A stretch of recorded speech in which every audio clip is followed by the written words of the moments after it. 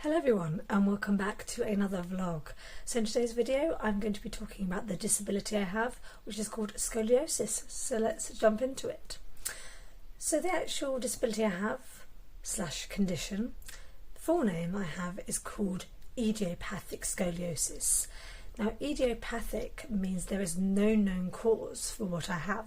So I essentially live with the symptoms of a root cause that hasn't been found yet. So yeah, it can be quite fun, as you can imagine.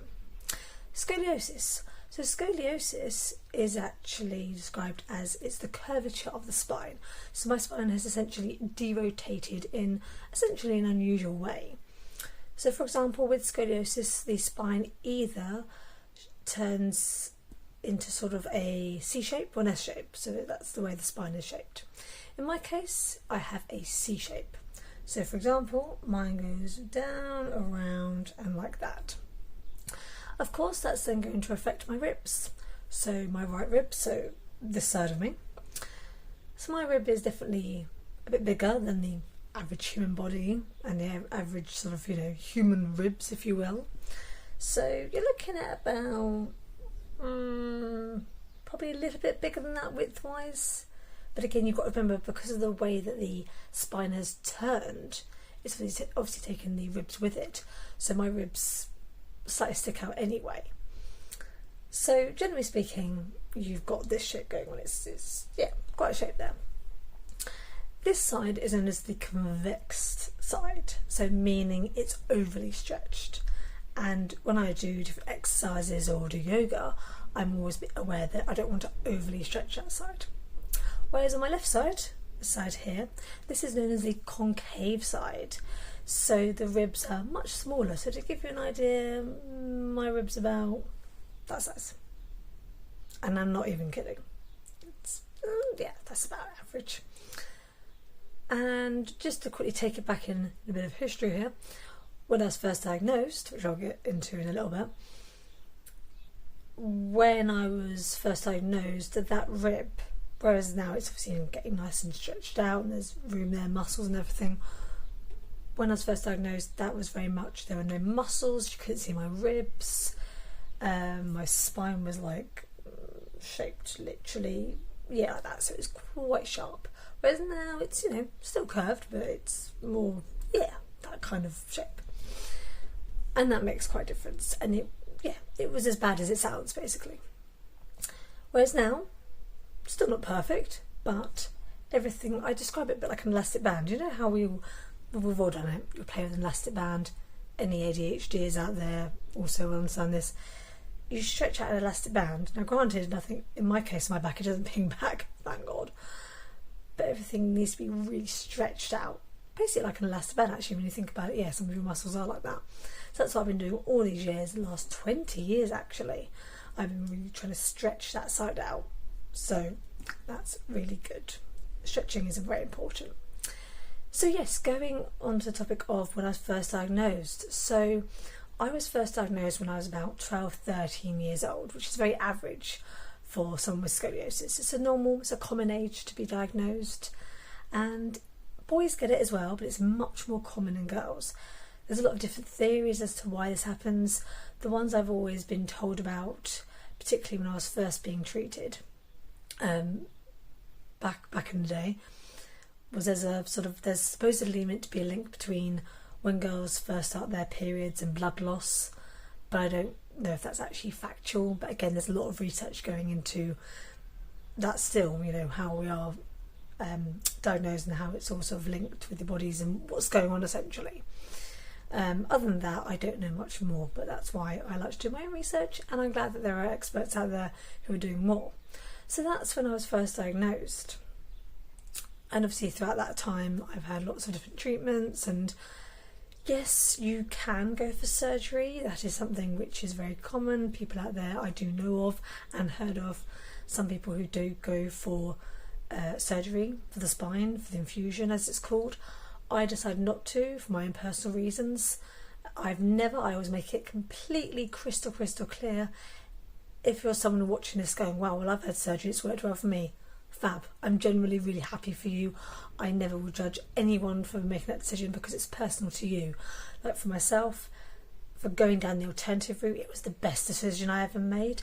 But equally, I would never dream of putting someone down if they had surgery. If you've had surgery and it's what wonders for you, I'm genuinely happy for you, and that is fab. I'm really, really glad that has. So yeah, surgery is an option, and in my personal opinion, it's very invasive because you're literally cutting the back open, cutting all the skin, the muscle and everything away, and basically 2 steel rods are placed right next to the spine, bolts, clips put in there just to keep it there, everything's dragged into the middle. So again, very invasive, but as I said before and I'll say again, it is very much a personal decision. You've got to think it's your body, your mind, your everything. You make that mind, and if you decide I want to make that decision, yes, I still want to go through this, as I will keep saying for the rest of my life, that fair play. If you want to do that, then honestly, hats off to you. Like that's, you know, awesome for you if that's worked for you, fab.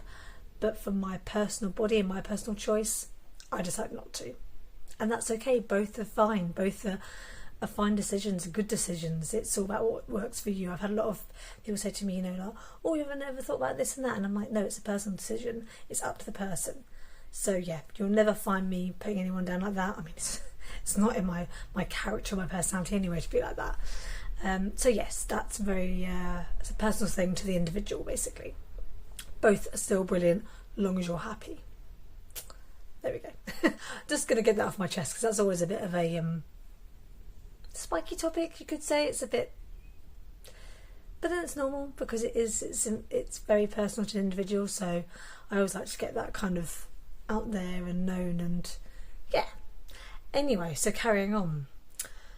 So yeah, so with scoliosis, it's, yeah, again, it's very different for the individual, but because I'm talking about myself right now, it's not easy at times. Obviously, like anything, you're dealing with the spine. So I've mentioned surgery, but I went on an alternative route.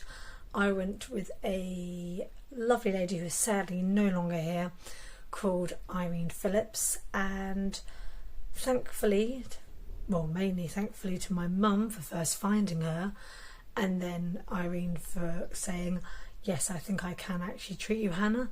Thanks so much, bless her heart. As I said, she's no longer here, so that's always a, yeah, not easy one. And the most amazing machine that she actually introduced me to is known as the Thyroflex machine. So that machine, when I say this, I'm not being dramatic. When I say that machine, that lovely woman and her husband, Gerard Fernley, amazing man as well, literally saved my life. And I mean that, literally should save my life. I'm not doing this for like dramatic effect or anything. I don't do that. It's not me. And this wasn't an acting job. This isn't it. Literally did save my life. And what I mean by that is, again, from personal opinion, personal view, and just how my life has been over the years with these treatments and how I have been with scoliosis, I personally feel like if we hadn't met them, if my mum hadn't discovered them, found her online and got started, I could have easily been in a wheelchair. Now, nothing wrong with that, nothing wrong with that at all.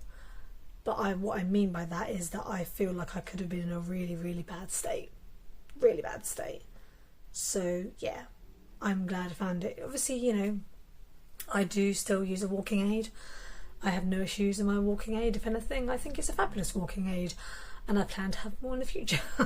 You know, not a bad thing. It's just, it's helping myself. It's like people say, and I know they mean well, but when people have said to me, you know, oh, you're really brave. And I'm like, I know you're coming from a nice place, but how do you mean I'm being brave? I wear glasses, does that mean I'm brave? Because it's helping me see, like, you know what I mean? Again, that's no disrespect to anyone, but that's how it comes across. Like, no, I'm using a walking aid to help myself. But again, that's just my personal view. So yes, that's essentially what scoliosis is. Scoliosis is, beg your pardon. There are so many S's in that word, isn't there? And I'm dyslexic, so always fun. I do realise that I have gone off on a bit of a tangent there, but that is very typical of me. So yes, hopefully that answers any questions, or that gives a good understanding of what scoliosis is. And I do plan to do more videos on my disability, what it's like to live with it, try and do more vlogs just generally really in my day-to-day life where I can. But as I've said before, and I'll say again, ironically enough, because of the chronic pain I go through, it's not going to be, at the moment anyway, as consistent as I'd like to with the uploads, but I will definitely try my best. Anyway, I hope that all made sense and you learnt something new. Thank you so much for watching, and watch out for another video. Bye now.